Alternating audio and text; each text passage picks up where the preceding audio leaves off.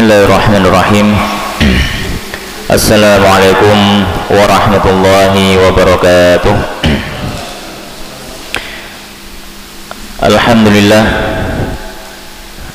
Alhamdulillahilladzi bi ni'matihi tatimmus shalihat. Alhamdulillahilladzi hadana li hadza wa ma kunna linahtadiya laula an hadana Allah. Asyhadu an la ilaha illallah wahdahu la syarika lah.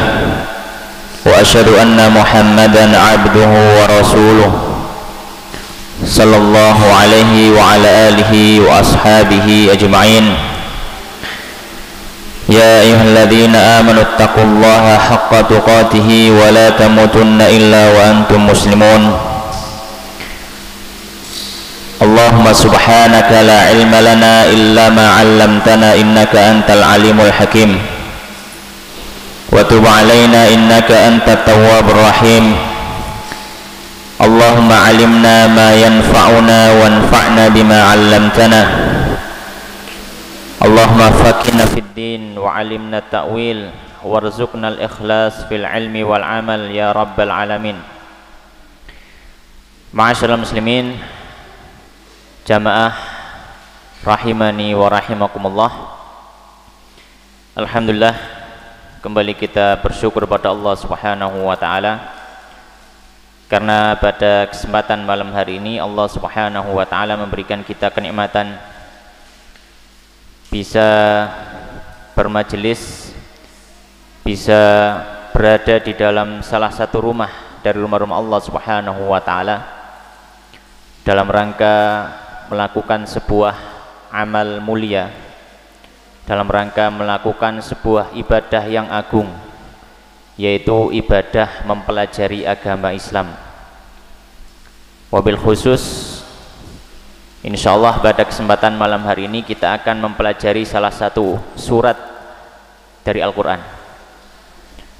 Dan tentu saja tidak ada sebuah majelis yang lebih mulia, tidak ada sebuah majelis yang lebih dicintai Allah Subhanahu wa taala, tidak ada sebuah majelis yang mendapatkan pujian dari Allah dan Rasulullah sallallahu alaihi wasallam melebihi majelis yang di dalamnya kita mempelajari ayat-ayat Allah.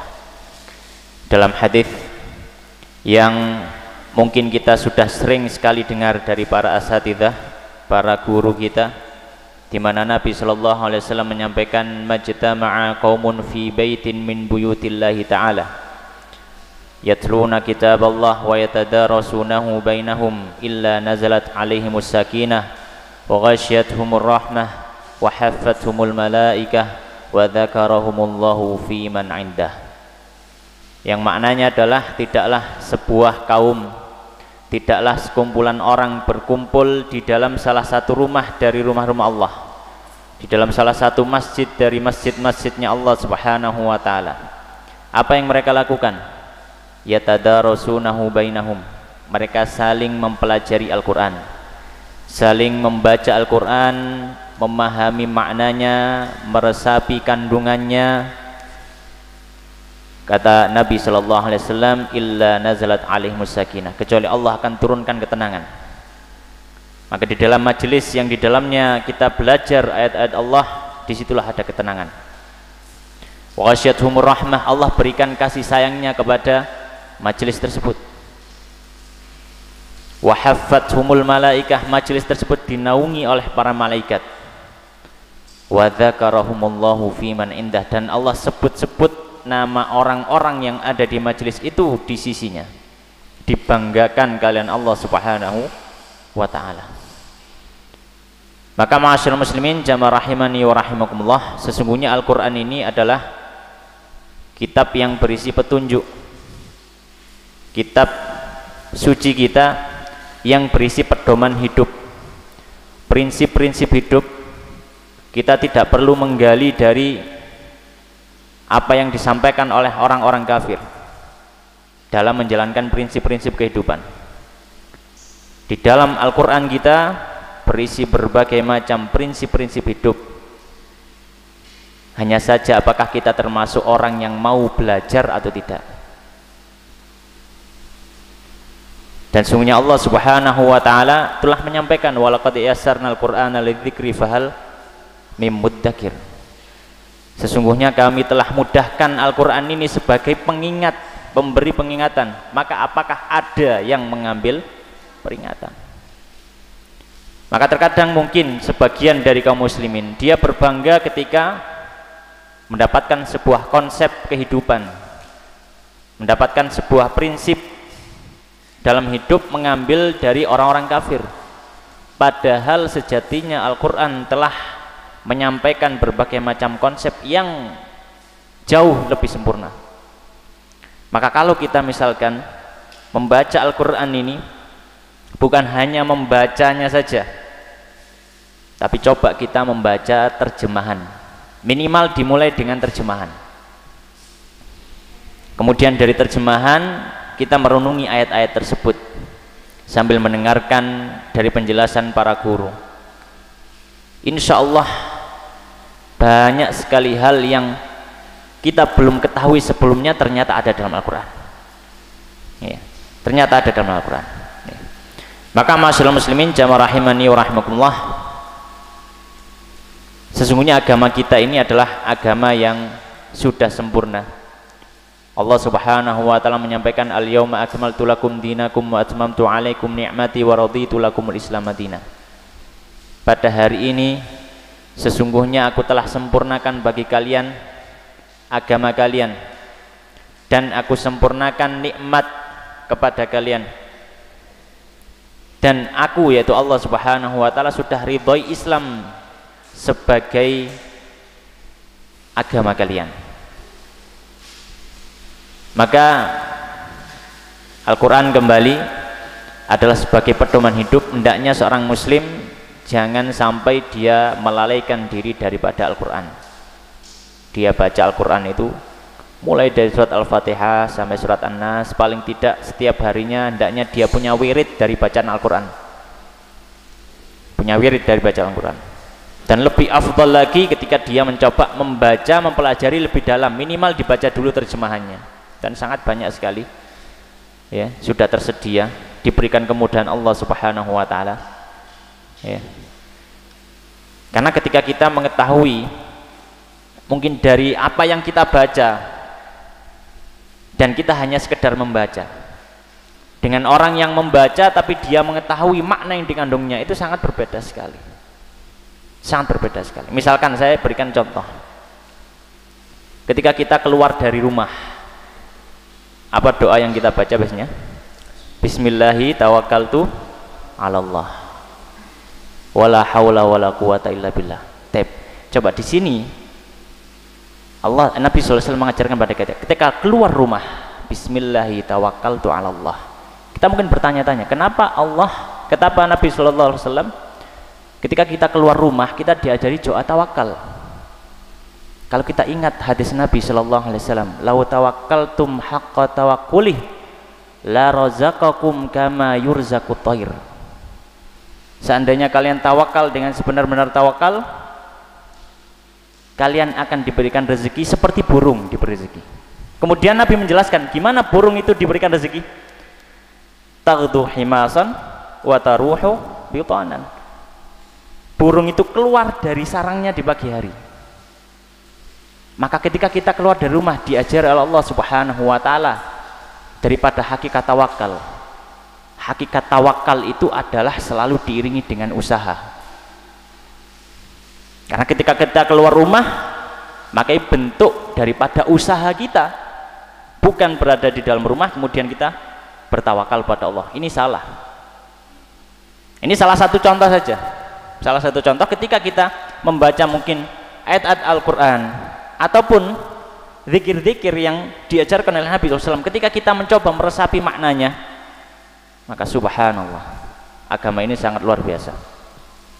Ta'ala kulli hal, ma'asyiral muslimin jamaah rahimani wa rahimakumullah. Insyaallah malam hari ini kita akan membahas satu surat yang mana surat ini sebagaimana disebutkan oleh Al-Imam Ibnu Ashur, Al-Imam Ibnu Ashur rahimahullah ta'ala dalam kitabnya ya, dalam tafsirnya Tahrir wa Tanwir, beliau menyampaikan surat ini adalah surat terpendek dalam Al-Quran. surat terpendek dalam Al-Quran, ya, baik jumlah kosakatanya ataupun jumlah ayatnya. Dari semua sisi, ayat ini adalah ayat yang paling pendek. Tapi sependek-pendeknya surat Al-Quran, kalau kita gali maknanya luar biasa, subhanallah,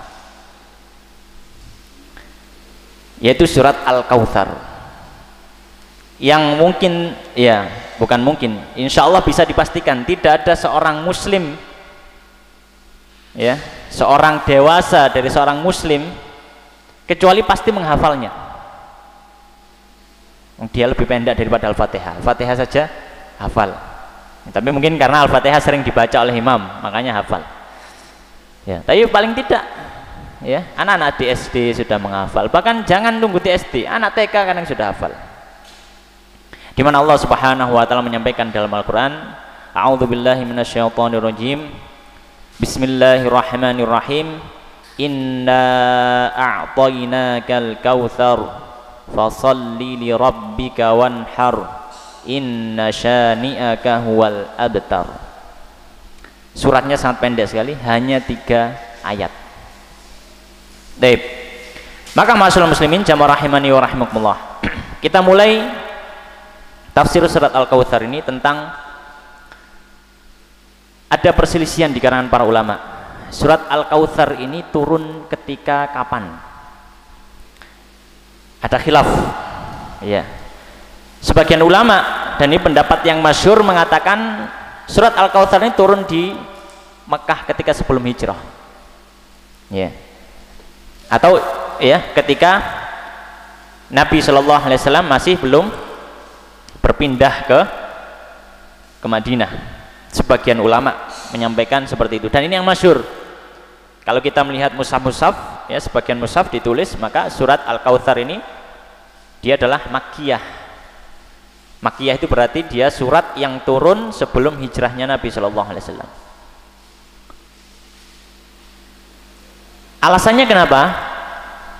Alasannya karena kisah yang berhubungan dengan ayat ini, yaitu ejekan orang-orang kafir kepada Nabi, yang mana Nabi Shallallahu Alaihi Wasallam ketika itu kehilangan putranya dari Sayyidah Khadijah radhiyallahu taala anha.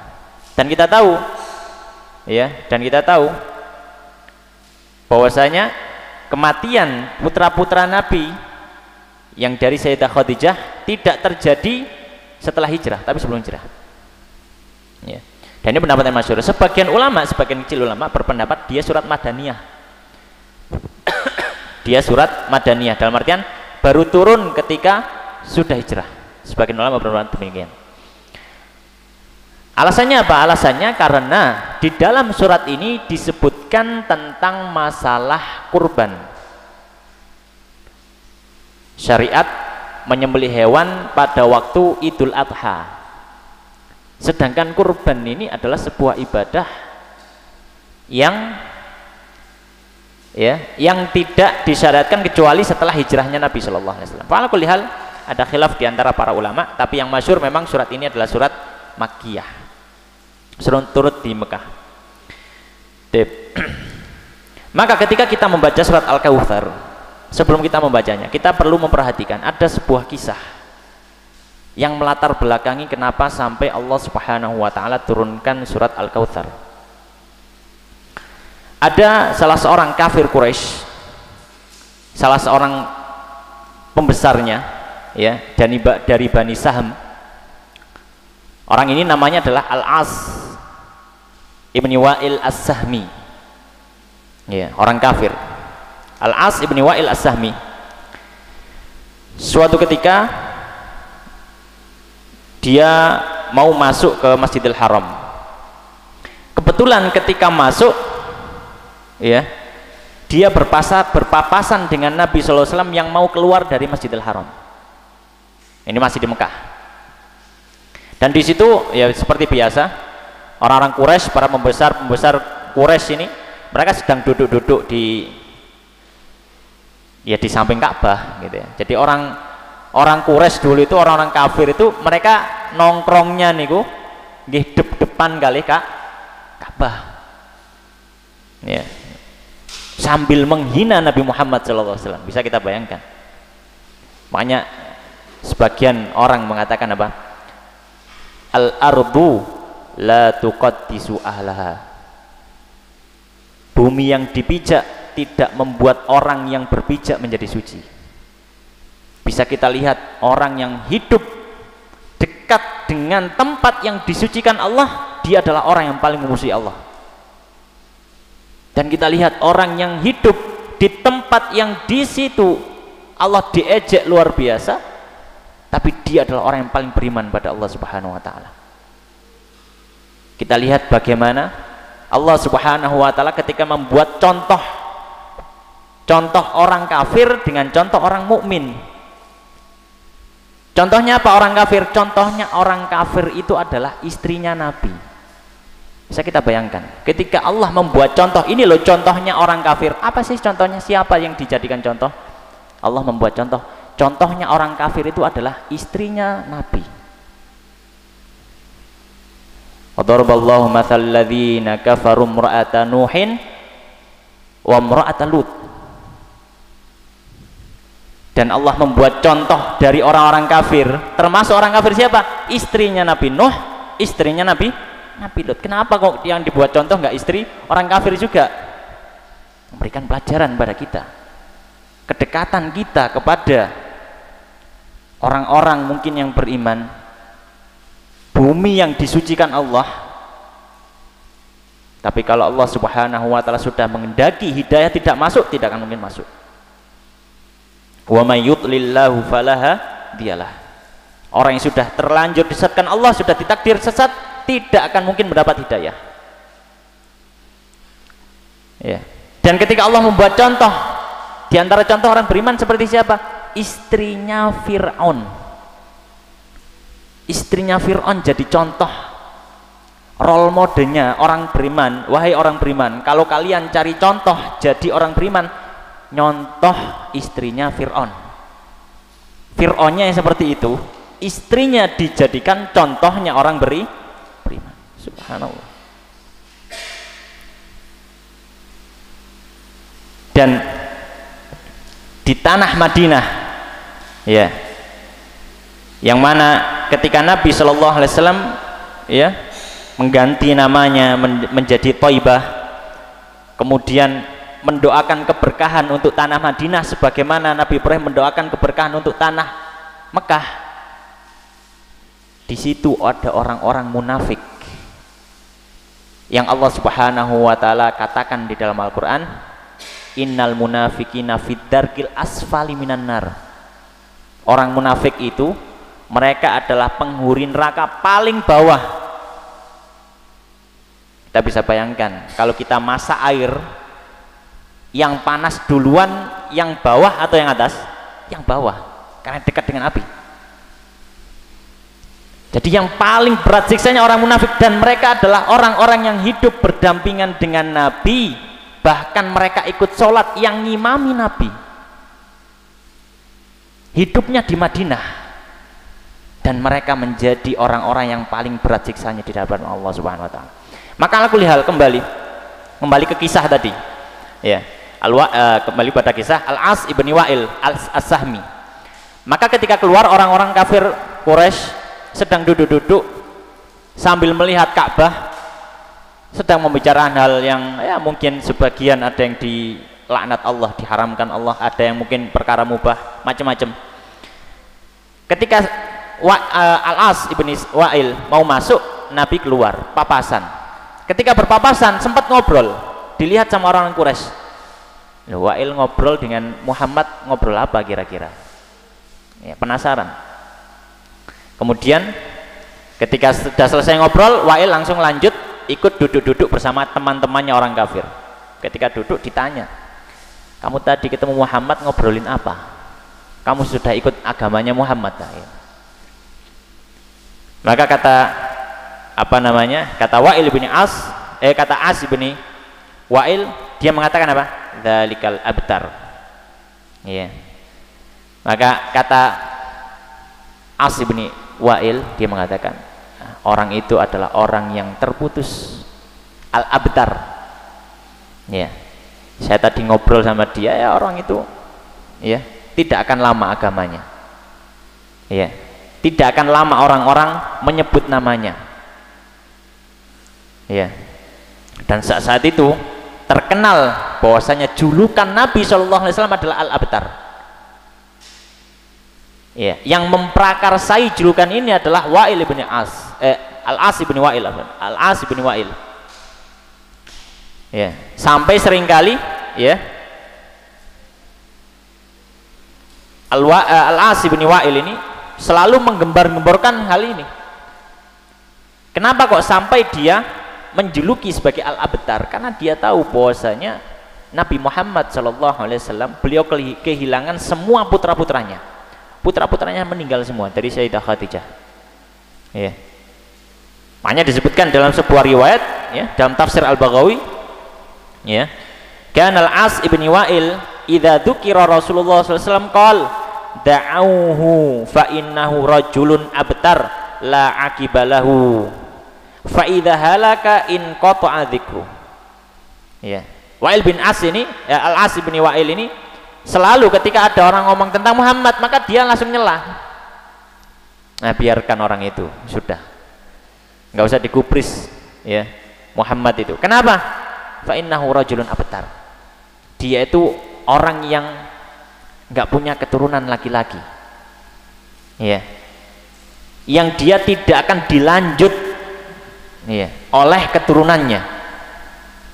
Fa'idha halaka in qata'a dzikru. Lihat saja, kalau dia mati sudah selesai itu agamanya, wis buyar, wis orang-orang nggak akan nyembah Tuhannya Muhammad lagi. Ya, dan itu menjadi salah satu apa? Bahan perbincangan, salah satu bahan olok-olokan. Ya tentu saja itu membuat hati Nabi Shallallahu Alaihi Wasallam terluka. Ya, karena terkadang ya, atau bahkan seringkali ya, luka yang disebabkan oleh fisik ya itu tidak seberapa sakit dibandingkan luka yang disebabkan oleh lisan ya, luka yang disebabkan oleh lisan. Dan itu yang terjadi pada Nabi SAW. Beliau diolok-olok gara-gara tidak punya anak laki-laki, diolok-olok ya. Kita lihat bagaimana Nabi Shallallahu Alaihi Wasallam beliau sampai uzlah ya, beliau sampai tidur di masjid sudah meninggalkan semua istri-istrinya gara-gara keluarganya difitnah. Nabi nggak dipukuli karena sudah di Madinah kan, Nabi nggak dipukuli. Hanya saja tersebar kabar satu Madinah Sayyidah Aisyah berzina dengan salah satu sahabatnya Nabi. Lisan, tapi sakitnya luar biasa. Makanya hati-hati, makanya termasuk,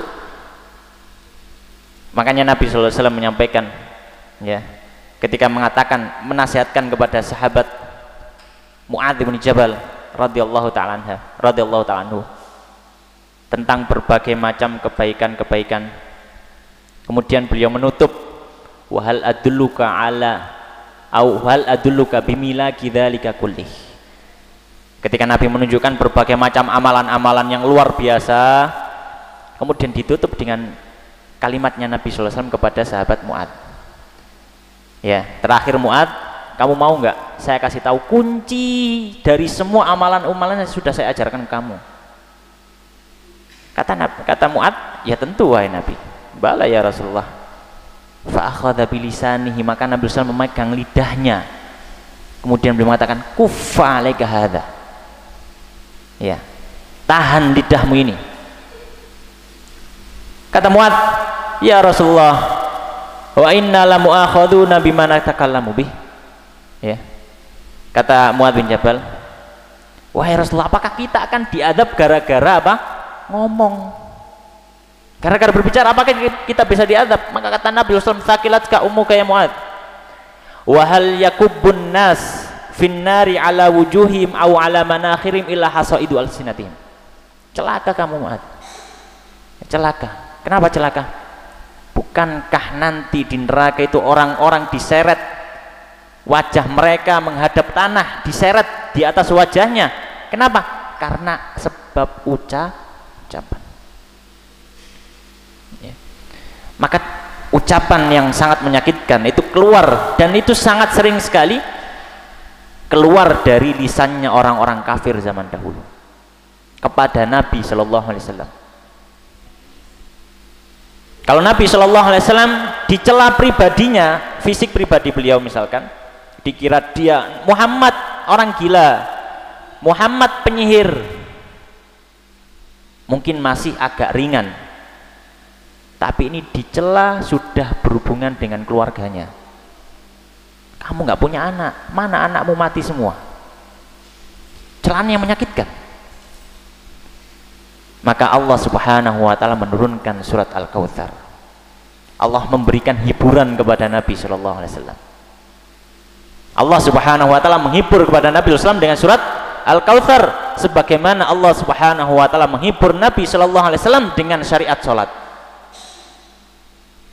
Tahun kesedihan yang dikenal dengan Amul Huzn, tahun sedihnya Nabi, puncak sedihnya Nabi, ditinggal meninggal oleh Abu Thalib dan istrinya Sayyidah Khadijah.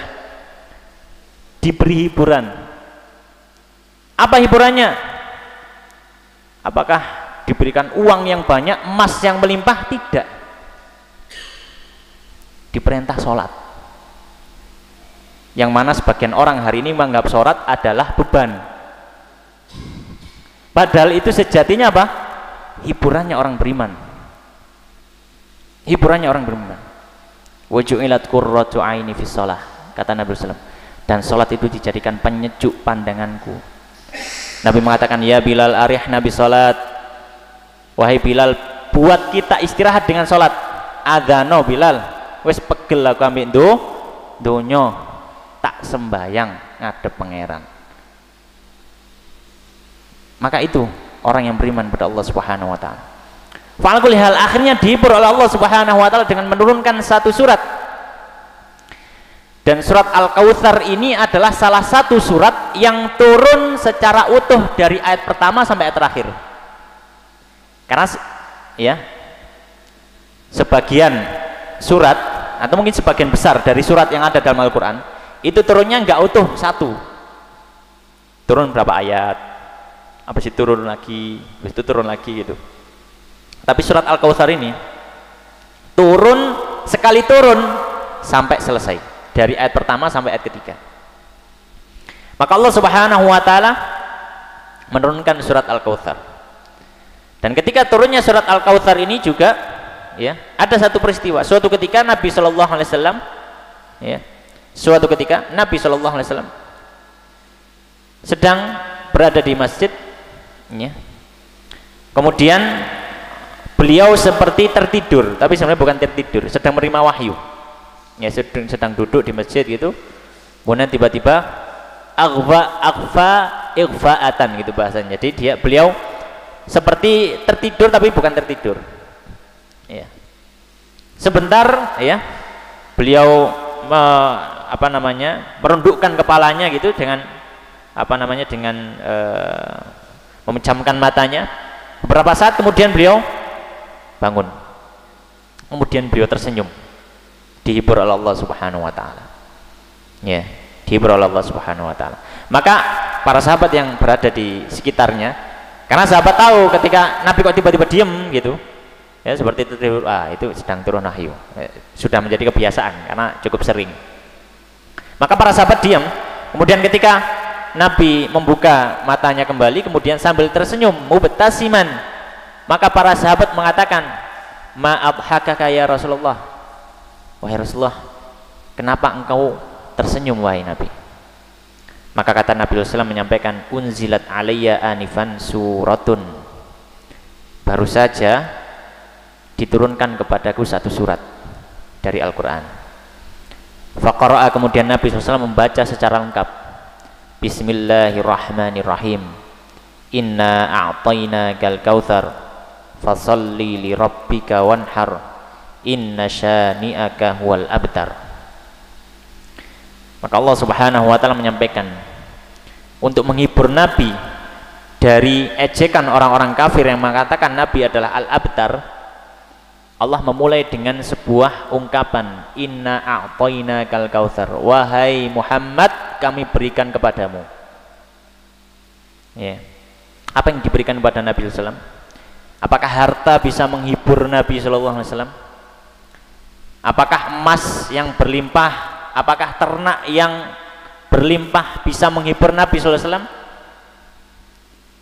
Kata Allah Subhanahu wa taala, inna a'tainakal kautsar, kami berikan kepadamu Muhammad al-kautsar. Nabi diberikan al-kautsar. Maka Nabi SAW bertanya kepada para sahabat, atadruna mal kautsar, kalian tahu nggak apa al-kautsar itu? Kalian tahu nggak apa al-kautsar itu? Maka para sahabat mengatakan, Allah wa Rasuluh alam. Ya, Allah dan Rasulnya lebih mengetahui. Maka Nabi mengatakan, fa innahu nahrun wa'adanihi Rabbi azza wa jal. Al-Kautsar itu adalah sebuah sungai, ya, yang Allah Subhanahu wa ta'ala sudah menjanjikan padaku di surga, ya. Jadi nggak ada di dunia, nggak ada. Ya, kalau saya baru diberi Al-Kautsar, maka nggak mungkin kita tanya kepada loh, mana wujudnya Al-Kautsar? Nggak ada wujudnya. Ini juga memberikan pelajaran bahwasanya kita ini berbeda dengan orang kafir. Orang kafir itu memandang segala hal dengan sesuatu yang sifatnya fisik, materi. Tapi seorang muslim enggak. Orang muslim pandangannya dunia akhirat. Kalau nggak bisa dunia berarti akhirat, gitu. Sesimpel itu seorang muslim. Sehingga kalau nggak dapat dunia, mungkin akhirat, ya sudah. Sehingga dunia tidak akan membuat kecewa, dunia tidak akan membuat bersedih berlarut-larut. Kenapa? Karena itu tadi, dia tidak memandang segala hal itu hanya dengan pandangan-pandangan materi, fisik, harus terlihat sekarang, kelihatan. Itu kan konsepnya mungkin orang-orang kafir, ya. Harus terlihat atau yang semacamnya, ya. Konsep-konsep materialisme semacam ini seorang muslim enggak, ya, seorang muslim tidak, ya. Makanya dalam Al-Quran disebutkan, ya, dalam Al-Quran disebutkan bahwasanya ketika orang kafir berperang dan orang muslim berperang, ya, itu mereka mungkin sama-sama terluka, ya. Innahum ya'lamuna kama ta'mal innahum ya'lamuna kama ta'lamuna, ya. Sesungguhnya mereka juga merasa sakit sebagaimana kalian merasa sakit, ya. Wa tarjuna minallahi ma la yarjun. Tapi ada perbedaan. Apa bedanya? Kalian itu berharap kepada Allah, sedangkan mereka tidak berharap pada Allah. Ada kekuatan rohani yang berbeda di situ, ya. Ada kekuatan rohani yang berbeda di situ. Fa'al kulli hal, ketika Nabi SAW diberikan sebuah kabar gembira untuk menghibur Nabi, tidak sesuatu yang bisa dilihat sekarang. Jadi Nabi dihibur oleh Allah Subhanahu wa ta'ala dengan sesuatu yang tidak bisa didapat di dunia, tapi di akhirat.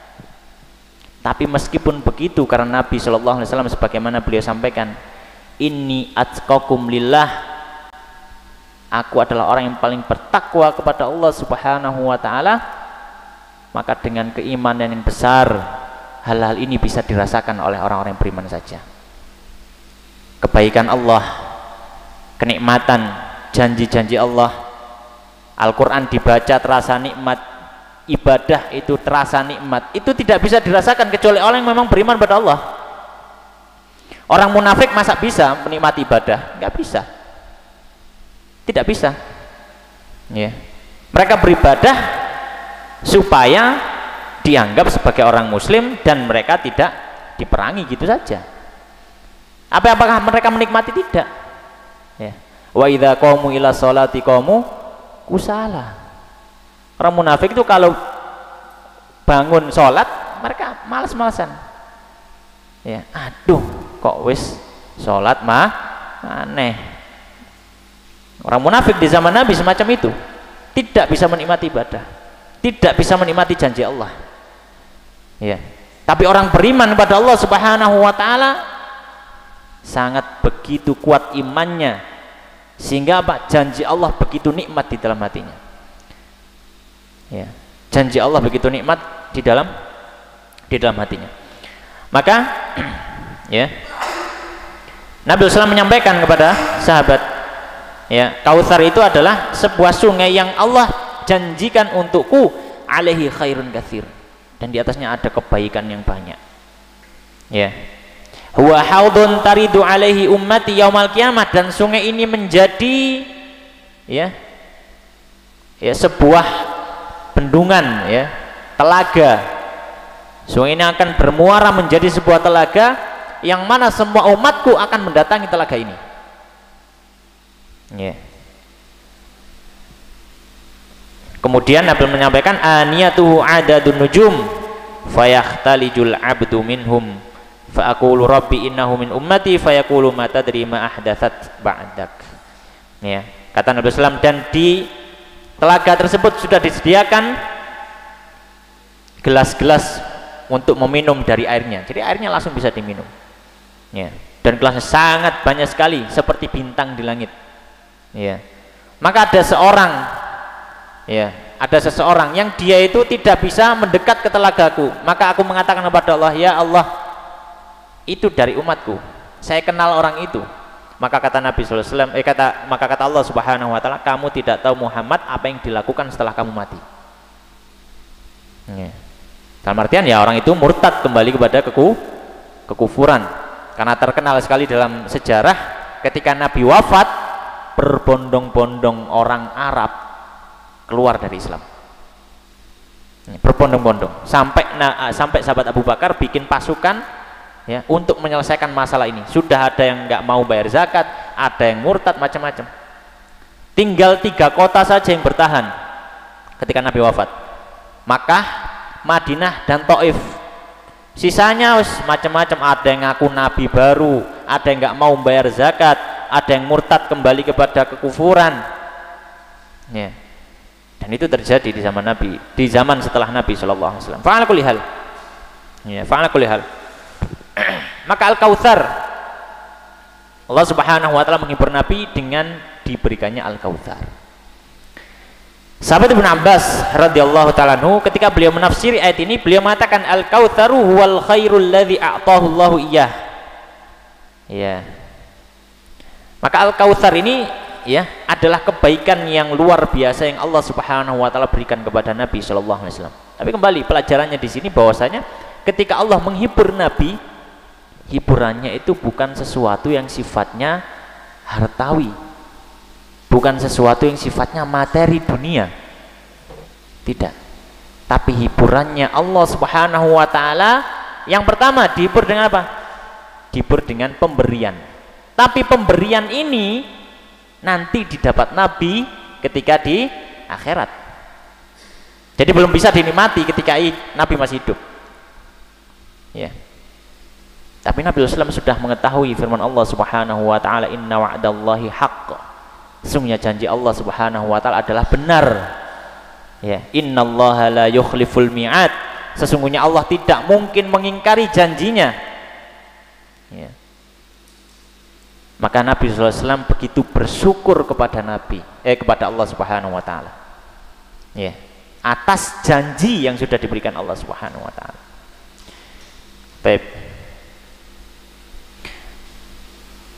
Oleh karenanya, ya, dalam tafsirnya Ibnu Asyur beliau menyampaikan istamalat ala bisyaratin Nabi sallallahu alaihi wasallam bi annahu atiyal khair katsir.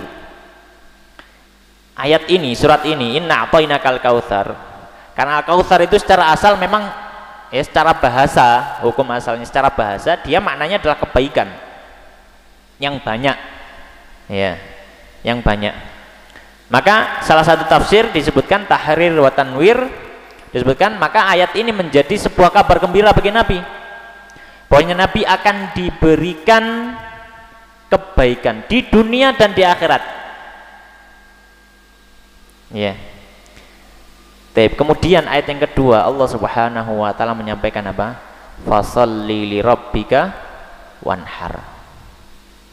Maka salatlah dan sembelilah hewan sebagai bentuk takarrub kepada Allah Subhanahu wa taala. Maka Nabi diajari juga untuk bersyukur. Untuk bersyukur pada Allah Subhanahu wa taala. Ya. Untuk bersyukur pada Allah Subhanahu wa taala. Ya. Dan memang kalau dibandingkan dengan makom umatnya, makomnya Nabi beda. Nabi itu disuruh bersyukur untuk kenikmatan yang belum didapat. Al-Kautsar itu kan nanti pada hari kiamat. Tapi sudah disuruh bersyukur sekarang. Ya. Tapi kalau umatnya mungkin agak berat. Ya, makanya dalam sebagian hadis ya disebutkan janji-janji yang sifatnya duniawi dan itu tidak ada masalah. Ya. Selama itu memang berasal dari Nabi Shallallahu Alaihi Wasallam. Ya. Sebagaimana misalkan salah satu contohnya Nabi SAW menyampaikan, ya, siapa yang ingin ya untuk dipanjangkan umurnya, diberkahi rezekinya, falyasil rahimah, hendaknya dia sambung tali silaturahim, ya, untuk manfaat-manfaat duniawi. Ya, tapi ala kulli hal tidak ada masalah ketika itu berasal dari Nabi Shallallahu Alaihi Wasallam. Tapi kalau Nabi Shallallahu Alaihi Wasallam disuruh bersyukur untuk sebuah kenikmatan yang bahkan Nabi belum menerimanya di dunia, karena kenikmatan itu nanti di akhirat. Maka Allah Subhanahu wa taala menyampaikan fasholli li rabbika wanhar. Ya, maka salatlah ya karena Rabbmu dan menyembelihlah hewan. Ya, maka di sini ada dua ibadah yang diajarkan Allah kepada Nabi Shallallahu Alaihi Wasallam untuk bersyukur kepadanya. Yang pertama salat. Maka salat ini adalah bentuk syukurnya hamba kepada Allah. Bentuk syukurnya kita. Nabi SAW salat sampai kakinya bengkak. Salat malam sampai kakinya bengkak. Ya. Dan Sayyidah Aisyah mengatakan, bertanya kepada Nabi Sallallahu Alaihi Wasallam, ya Rasulullah, lima fa'alta hadza wa qad ghufira laka ma taqaddama min dzambika wa ma ta'akhkhar. Wahai Rasulullah, kenapa jenengan ini sholat sampai segitunya, sedangkan dosa-dosa engkau ini sudah diampuni Allah, baik yang sudah berlalu ataupun yang datang kemudian. Maksudnya yang datang di kemudian adalah Nabi ini kan dijaga dari dosa. Ya. Jenengan ini sudah nggak ada dosanya, kok sembahyang sampai kayak ngono? Maka kata Nabi Shallallahu Alaihi Wasallam, beliau menyampaikan, ya Aisyah, afala akuna abdan syakura. Wahai Aisyah, apakah saya nggak boleh menjadi hamba yang bersyukur? Ya. Maka bersyukur pada Allah Subhanahu wa taala dengan apa? Dengan amal. I'malu ala Dawud syukra. Beramallah wahai keluarganya Daud sebagai bentuk syukur. Ya. Wa qalil min ibadiyas syakur, dan sedikit dari hambaku ini yang bersyukur. Kenapa? Karena mungkin sebagian manusia ketika diberikan nikmat oleh Allah Subhanahu wa taala, dia semakin lalai dari Allah. Bukan malah semakin bersyukur, semakin lalai. Ya. Wala kulli hal, maka Allah Subhanahu wa taala memerintahkan Nabi untuk bersyukur atas kenikmatan Al-Kautsar tadi. Dengan apa? Yang pertama salat. Dan ini kalau kita bergeser ke pembahasan fikih, ayat ini biasanya dijadikan dalil oleh para fuqaha untuk syariat salat Idul Adha.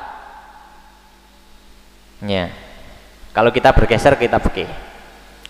Tapi hukum asalnya bisa jadi sholat ini maknanya umum, semua sholat, wabil khusus sholat 5 waktu. Ya. Maka Allah Subhanahu wa taala memerintahkan kepada nabinya, fasholli, sholatlah, karena sudah diberikan kenikmatan oleh Allah, dihibur oleh Allah Subhanahu wa taala. Ya. Kemudian ibadah yang kedua yang diajarkan Allah sebagai bentuk syukur adalah menyembelih hewan, wanhar. Ya. An-nahar, an-nahar maknanya itu adalah menyembelih onta. Karena hewan yang dinahar itu hanya onta. Nahar itu adalah menyembelih hewan yang memiliki leher panjang dan disembelih di bagian leher yang dekat dengan tubuhnya, bukan dekat dengan kepala. Namanya nahar. Ya. Wanhar, dan sembelihlah, namanya sembelihlah onta. Karena kalau kambing nggak mungkin dinahar, sapi nggak mungkin dinahar. Ya. Sembelihlah hewan sebagai apa? Bentuk ibadah. Dan menyembelih hewan sebagai bentuk takarub kepada Allah, ini adalah ibadah yang sudah lama sekali disyariatkan Allah kepada para nabi sebelumnya. Ma'asyiral muslimin jamaah rahimani wa rahimakumullah. Maka perintah yang pertama dari Allah Subhanahu wa taala untuk mengajari Nabi sallallahu alaihi wasallam sebagai bentuk syukurnya kepada Allah karena sudah dihibur oleh Allah Subhanahu wa taala dengan ibadah yang cukup spesifik. Ada dua ibadah. Yang pertama adalah salat. Ya. Dan salat ini memang menjadi sebuah tempat yang paling nyaman bagi seorang yang beriman kepada Allah. Ya. Bahkan dalam satu riwayat, ya, seorang sahabat menyatakan, kana idza hazabahu amrun fazi'a ila shalah. Nabi itu kalau sudah ada perkara yang dirasa berat dalam kehidupannya, beliau sholat. Beliau sholat. Beliau kembalikan kepada Allah Subhanahu wa taala. Maka sholat ini harusnya menjadi tempat ternyaman bagi kita. Bisa menikmati. Ya, sholat itu dinikmati. Ya, ketika menghadap Allah Subhanahu wa taala, diadukan segala macam kegelisahan hidupnya. Ya. Baik. Kemudian yang kedua adalah menyembelih hewan sebagai bentuk takarrub, bentuk mendekatkan diri kepada Allah. Dan menyembelih hewan sebagai bentuk mendekatkan diri kepada Allah ini adalah syariat yang sudah lama. Ya. Dan tentu saja di sini memberikan isyarat. Ya, secara spesifik Allah menyebutkan bentuk bersyukurmu adalah menyembelih hewan. Ya, menyembelih hewan. Seolah-olah ingin disampaikan bahwasanya ketika engkau mengorbankan sesuatu dari dunia ini untuk Allah Subhanahu wa taala, maka tidak perlu ada hal yang kau khawatirkan. Dan juga memberikan isyarat yang lain.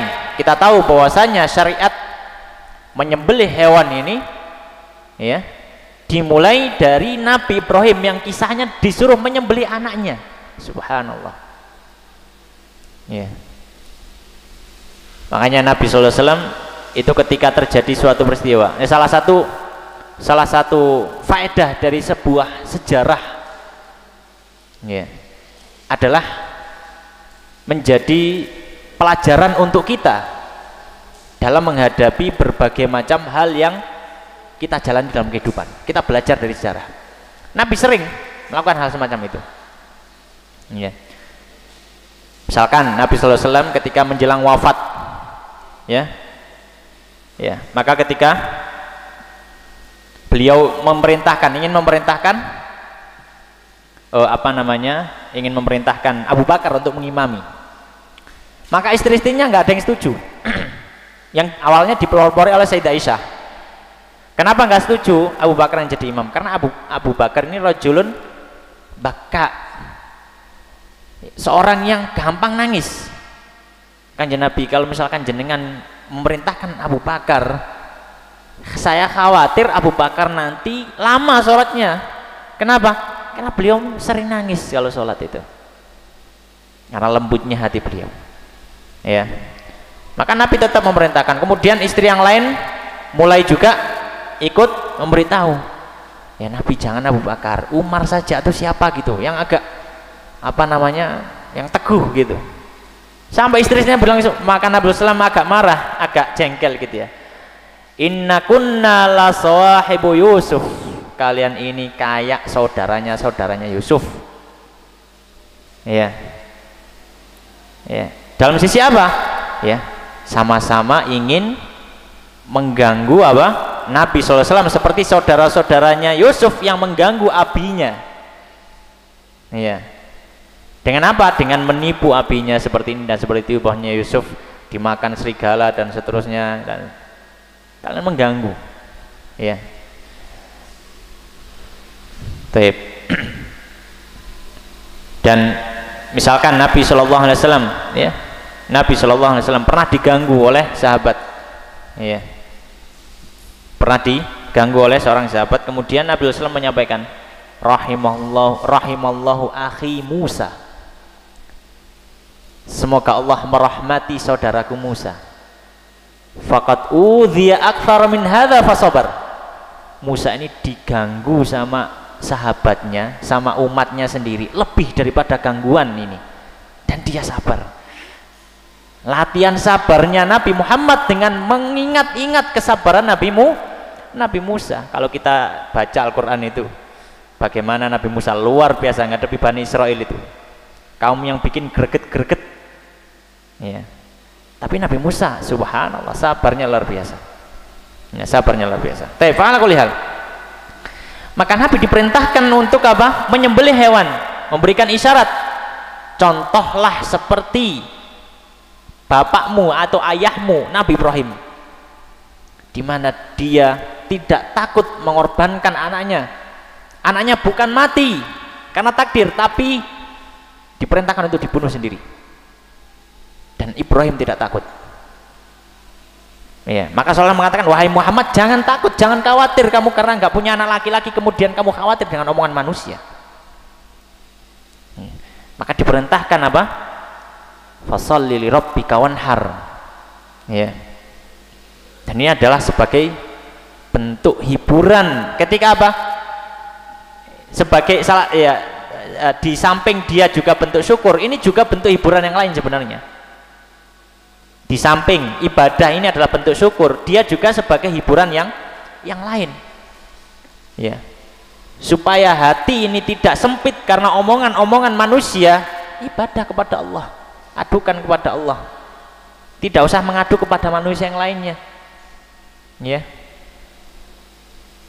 Dengan si A misalkan, kemudian kita mengadu dengan si B, besoknya mungkin kita bermasalah dengan si B, mengadu kepada si A, bolak-balik seperti itu. Adukan kepada Allah Subhanahu wa Ta'ala. Ya. Oleh karena ibadah itu adalah salah satu tempat kita mengadu kepada Allah Subhanahu wa Ta'ala, atau tempat kita mengadu kepada Allah Subhanahu atas berbagai macam hal dalam kehidupan hubungan kita dengan manusia yang mungkin membuat hati kita sesak, ya.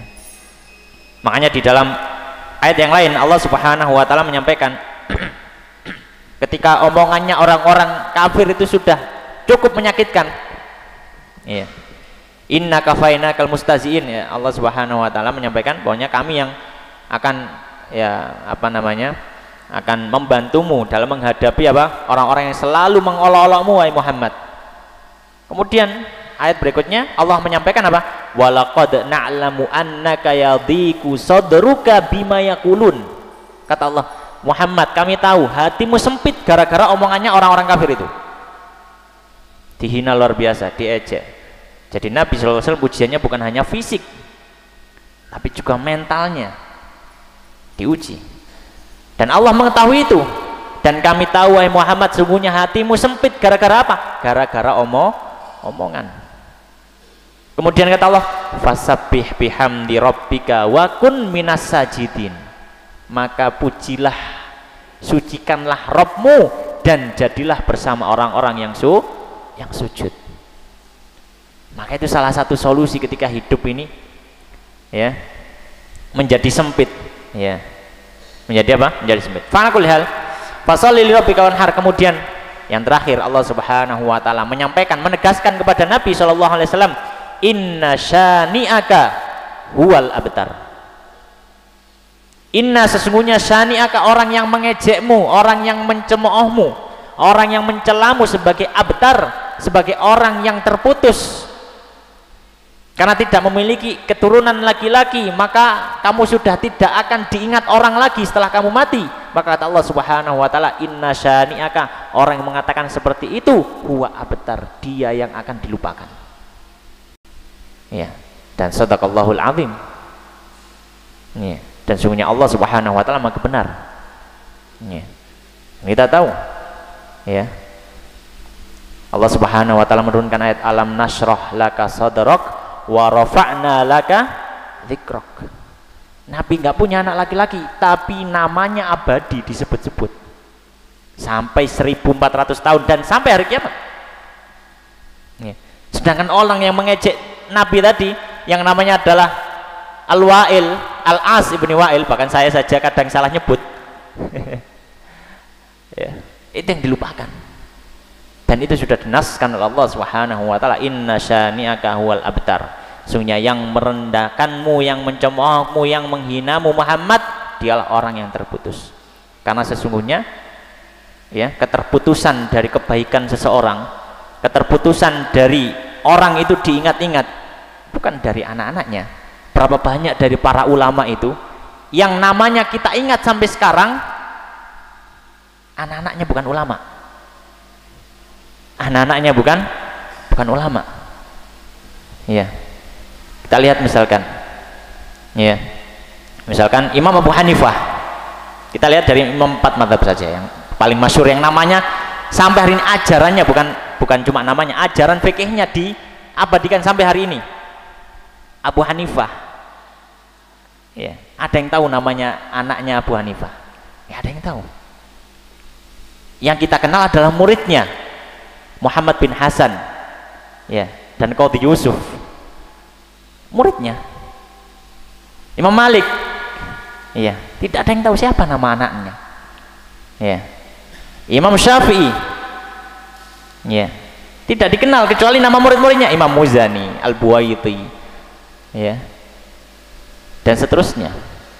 Ya, Imam Ahmad, ya memang ada anaknya yang ini, ya, Soleh, ya, Soleh, namanya Soleh dan Abdullah kalau nggak salah. Tapi itu pun bukan ulama yang besar. Yang besar adalah murid-muridnya Imam Ahmad. Ya, jadi bukan karena anak tersebut, ya. Tapi fa'ala kulli hal, maka ya dari tafsir surat ini, ya, dari apa yang kita sampaikan tadi, semoga itu ada pelajaran yang bisa kita ambil, ya, dalam apa namanya, hal-hal yang mungkin itu ada korelasinya dengan kehidupan atau mungkin masalah yang sedang kita hadapi atau yang semacamnya. Maka sesungguhnya Allah Subhanahu wa taala sudah menjadikan Al-Qur'an ini syifa lima fis sudur, ya, obat bagi hati, ya. Maka ketika kita mungkin, ya, hadapi suatu hal, maka termasuk solusi terbaik adalah kita membaca Al-Qur'an, dan kalau bisa sambil merenungi makna-makna yang dikandungnya. Semoga yang kita sampaikan ini mungkin sedikit ini bisa memberikan manfaat, ada manfaatnya dalam kehidupan kita, bisa kita amalkan, bisa kita tularkan kepada yang lain. Apabila ada kurangnya kami mohon maaf. Aku qouli hadza wa astaghfirullah li wa lakum. Kita tutup dengan doa kafaratul majlis. Subhanakallahumma bihamdika asyhadu an la ilaha illa anta astaghfiruka wa atubu ilaik. Wa akhiru da'wana alhamdulillahirabbil alamin wallahu taala alam. Wassalamualaikum warahmatullahi wabarakatuh.